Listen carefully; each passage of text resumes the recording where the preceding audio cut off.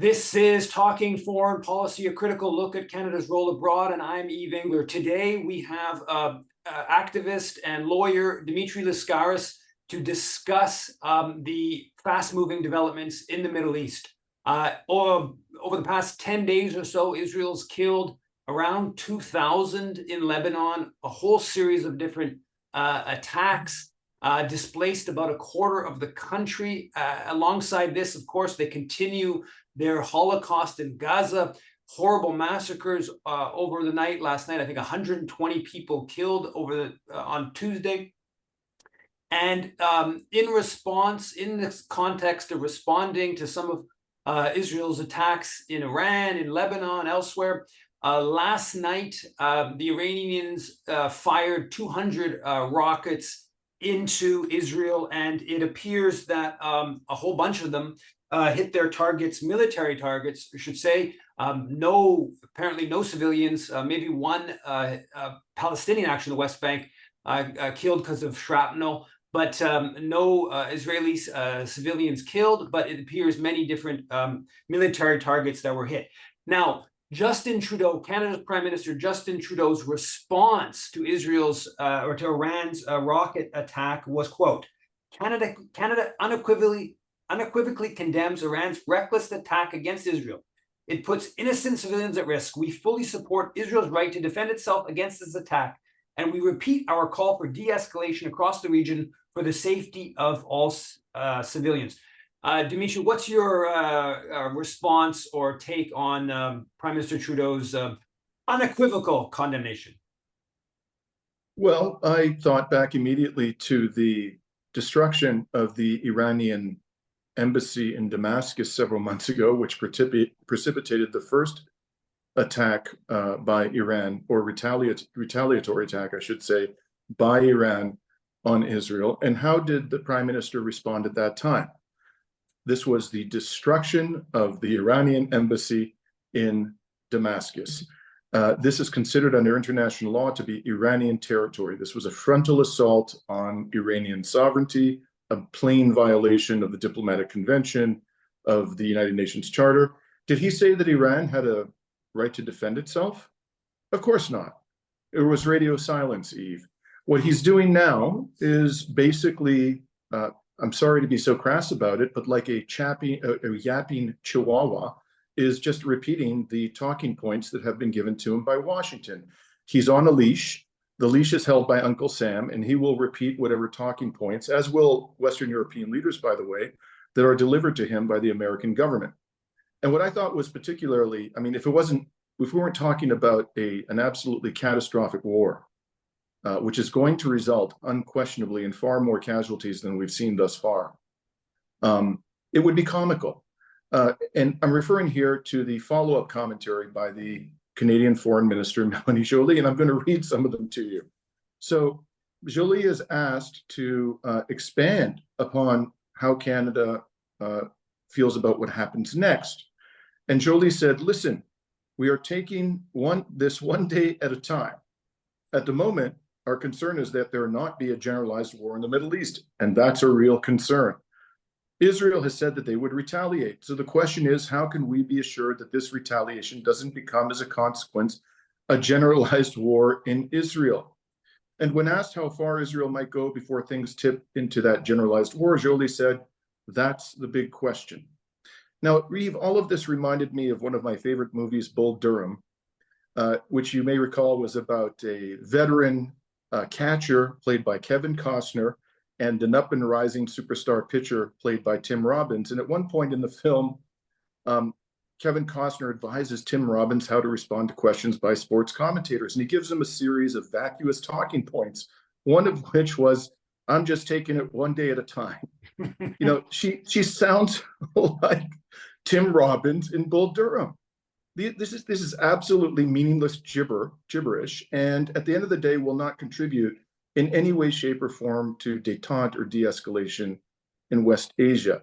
Canada is on autopilot. It is doing and saying what it is told to do by its masters in Washington, and I'm afraid to say that that is the perception in a large part of the world. Certainly outside of the West, Canada has become a complete and utter geopolitical pipsqueak.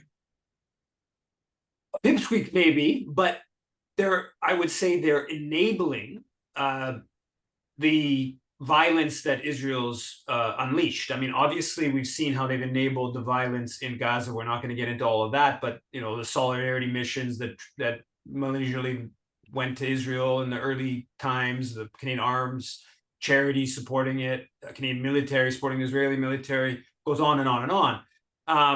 But also, I mean, they're like what Netanyahu takes from this. I mean, Netanyahu obviously understands, as you're pointing out, that this is Canada just echoing what Washington's saying, but it's one further force that is opening up the avenue for letting Israel do whatever Israel wants to do. And so, in the context of something that's very, very scary. Also, I just wanted to read out another quote. A few days earlier, same kind of dynamic with when Trudeau spoke with Lebanese Prime Minister. I spoke with Prime Minister Mikati about the situation in Lebanon. The people of Lebanon deserve to live in peace and security, free from conflict and from Hezbollah's Iran-backed terrorism. Right? So they're not free from Israel's Canadian US-backed terrorism. They're need to be free from Iran-backed Hezbollah terrorism. So again, basically justifying Israel's bombing in Lebanon, justifying what's a ground invasion. We've seen that today. There's been a reaction, or that has been the Hezbollah has killed 8 Israeli forces. So I'm guessing Israel is going to be more tentative in pursuing the ground invasion further. That's of course where Hezbollah has a lot more kind of capacity than the air war. But yeah, so what's your take just on the sort of like reaction? I mean, it's all moving very quickly here, but the reaction to the Israeli invasion of Lebanon, and what your sense is also of what that all means. What is Israel trying to do in Lebanon, and how does that fit into the broader picture of Gaza, Iran, the region? Well, you're quite right, first of all, to point out that they're enabling. They certainly are doing that, but it's a collective Western effort to enable Israel. And I think it goes beyond enabling, Eve. I think they're actually encouraging this kind of conduct. There was a report in Politico that just came out, which revealed something that I've been saying for months. It confirmed that although the Biden administration and Trudeau and other Western leaders, so-called leaders, are calling for de-escalation, behind the scenes, they're actually telling Israel, go ahead, do this. We've got your back. That's what Politico said. So they're not just enabling it, they are actually participating indirectly in the destruction of West Asia, and particularly at this moment in time, Lebanon. In terms of terrorism, first of all, we could go on for hours and hours about how everything Israel is doing in Gaza and the West Bank meets the classic definition of terrorism. But let's just focus for a moment on Lebanon.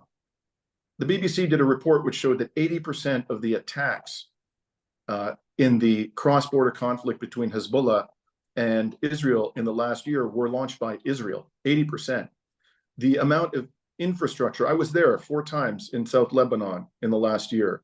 I can tell you that the amount of infrastructure that has been destroyed there before the last 2 weeks of depraved violence by Israel was enormous.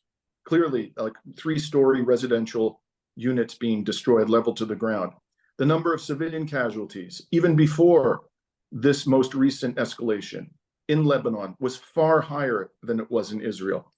They have invaded Lebanon 3 times prior to now. This is the 4th time. Hezbollah exists and came into existence as a resistance force to Israeli aggression. So it should be clear to anybody applying the Western definition of terrorism in an impartial manner who the terrorist is here. The terrorist is the United States, Israel, and the other Western states that are enabling and encouraging this. And where this is going to end up, frankly, is in the destruction of Israel. That's exactly what's going to happen. The Iranian missile attack yesterday showed, I think, without any serious doubt, that Iran has the ability to penetrate at will using its best weapons, Israeli air defenses. It did that. I saw one video which showed 20 impacts of Iranian missiles on targets in Israel. That means, by the way, that they can destroy anything. If they can hit their military bases, they can destroy anything, including the Dimona nuclear reactor. That's how dangerous this situation is. And Israel, as you mentioned, just launched this, what I call a fake ground invasion. what they've done is they've sent a few soldiers to the border to test things out after doing nothing in terms of a ground invasion for the past year, even though they were being attacked multiple times a day by Hezbollah. Their military bases were being attacked. And what happened immediately, they were met with a bloodbath. We know of 8 dead Israeli soldiers, including officers. There were certainly many wounded. That's what they're telling us. So the economy is a wreck. Moody's just downgraded the debt of Israel again. People are fleeing the country. So even if you only care about Israel, even if that's all you care about, you should be pushing your government, whatever government that might be, to pressure Israel, including by means of sanctions, to stop its aggression, because ultimately this is going to destroy Israel. Yeah, I think that's the only thing that will restrain the Israeli military, is these hard calculations within the geostrategists about, how much destruction are we going to get by destroying a bunch of stuff in Iran. Unfortunately, that we're seeing, it's all about power equations. One of the things I find a bit interesting in seeing how this kind of plays out in domestic Canadian politics is that someone like the NDP foreign critic Heather McPherson, who, as we've seen over the past year, has gotten sort of steadily better, right? There's been so much pressure, there's been so much popular disgust mobilizing on Canada's enabling of Israel's crimes in Gaza, sort of gotten steadily better. But then when it goes outside, specifically with Iran, when it goes outside of just Israel killing in Gaza, and it's just getting into sort of bigger geopolitical kind of battles, and specifically again with Iran, Heather McPherson, she tweets out in response to Iran's strikes, which, I know the Iranian government, certainly after the April attack against its embassy, when they responded, it put forward a whole legal argument that why they had a right to respond under international law. And I haven't seen quite as elaborate on this recent response, but they've kind of hinted at it in some of the statements I've seen from Iranian officials. And you obviously know better than me whether Iran's response is legitimate under international law. I think from a moral standpoint, it's clearly legitimate. Whether it's legally, we can have that discussion a little bit. But Heather McPherson, she feels the need, this NDP foreign affairs critic, she feels the need to, says, the escalation in the Middle East is terrifying. The world is failing to prevent even greater horror. So I'm fine with that. And then she goes, we condemn these actions by Iran. And then civilians in Israel, Gaza, Lebanon, and the wider region will pay the price for a larger war. De-escalation now, diplomacy now, ceasefire now. There's no military solution to this crisis. So, I agree, I'm fine with kind of everything she says in there, but the need to condemn the actions of Iran. And when you look at that, there's all kinds of ways you could look at it. First of all, has Heather McPherson ever condemned Israel's bombing in Syria? So over the past 5 years, Israel bombed Syria at least 100 times. I would venture to guess she's never condemned Israel's bombing of Syria. And then you can look at all kinds of other things. But to sort of see how the NDP foreign affairs critic, who's gotten better on Palestine over the past year, still goes fully in the other direction when it comes to Iran's response. And let's be clear here, this is, if anything's going to stop Israel from its Holocaust in Gaza, it's going to be what Iran did. I mean, we've shown that, unfortunately, the popular protests are not. So I just kind of, what's your sort of sense of McPherson's response and some of that kind of the quote unquote left going along with this kind of this framing of Iran the devil and Israel is still sort of kind of legitimate. Well, most people on the left in Canada, in my opinion, remain mortally afraid, not all, to recognize that it's not only white people and they're just who have defended themselves and used armed resistance. They're really afraid to have that conversation. And unless we are honest and treat non-white people equally and say that they have the same rights as those of us of European origin, this is just going to continue to escalate. And ultimately will come back to haunt the West in a big way. The NDP, quite apart from it being mortally afraid of acknowledging that the peoples of West Asia, including the Iranians, but not just the Iranians, the Palestinians, the Lebanese, and so forth, the Iraqis, that they have a right to use armed resistance to defend themselves. What I come back to, Eve, and I've talked about this publicly numerous times, is that the NDP has been propping up the Trudeau government since the last election. And it has done so even though the Trudeau government was clearly complicit in genocide.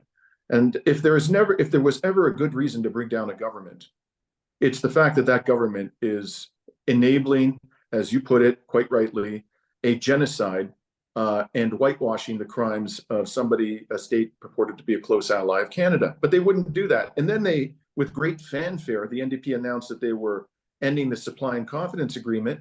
Since then, there have been numerous attempts, I think at least a couple, to bring down the government, and the NDP has not cooperated in bringing down the government. And then there was this fiasco over the arms embargo non-binding resolution in Parliament, which the NDP brought forward. The NDP allowed Liberals to gut that resolution, even though it was non-binding, Eve. The Liberals could have simply ignored it as a legal matter. But the NDP couldn't bring themselves to force the Trudeau government to vote against it, which would have revealed precisely what the Trudeau government's position is when it comes to the shipment of weapons to Israel. So at the end of the day, the NDP, yeah, it talks a good game, but when it has the actual ability to force the government to comply with international law, it folds up like a cheap suit. That's what it's been doing for the past year. The NDP does not have, and by the way, I extend my comments to Elizabeth May, who made this impassioned speech in Parliament recently where she castigated Netanyahu as though the only problem Israel has is Netanyahu. The NDP and the Greens simply do not have the courage to stand up for human rights and international law. It's all just empty rhetoric. Well, on that note, thanks a lot for coming on to Talking Foreign Policy. This is obviously lots of developments on this issue, and we'll probably have further discussions. Hopefully, we are not on the cusp of seeing a further expansion of the war in West Asia, and which still has the obviously potential to expand even more broadly. But thanks a lot for coming on Talking Foreign Policy. My pleasure, Eve. Take care.